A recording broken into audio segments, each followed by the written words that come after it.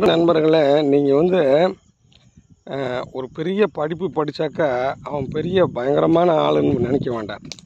எத்தனையோ பேர் மனநோயாளியாக இருக்கான் படிச்சுட்டு. அவன் மற்றவன் முன்னேற்றத்துலேயோ ஒரு ஆசிரியராக இருக்கிறவன் ஒரு மாணவன் சந்தோஷமாக இருந்தால் கூட அவனுக்கு பிடிக்காம போகிற இப்படி ஆசிரியர்கள் நான் நிறைய பேரை பார்த்துருக்கேன். ஒரு மாணவன் சந்தோஷமாக இருக்கக்கூடாது. அவன் ஏதாவது சந்தோஷமாக இருந்துட்டான் அப்படி செய்து போச்சுனாக்கா அவனை எப்படியாவது இது பண்ணி அவனை ஏதாவது ஒரு விஷயத்தில் ஏதாவது பண்ணுமா. அதாவது அவன் குறைவான மார்க் போடணும்னு நினைப்பான். அவங்கள ஏதாவது ஒரு விஷயத்தில் டிசிப்ளினரி ஆக்ஷன் எடுக்கணும்னு பார்ப்பான்.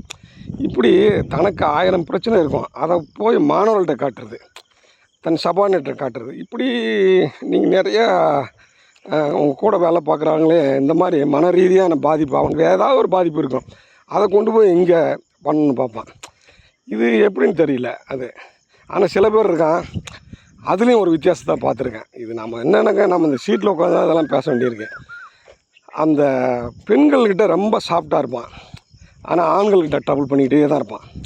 பசங்கள்கிட்ட ட்ரபிள் பண்ணுவான், ஆனால் பெண்கள்கிட்ட ரொம்ப சாஃப்டாக இருப்பான். இப்படியும் நமக்கு கம்ப்ளைண்ட் வரும். இப்போ இவங்களாம் என்ன பண்ணுறது, இப்படியே ஓட்டிகிட்டு போக வேண்டியதான், போட்டி அப்படின்னு ஓட்டிகிட்டு போயாச்சு.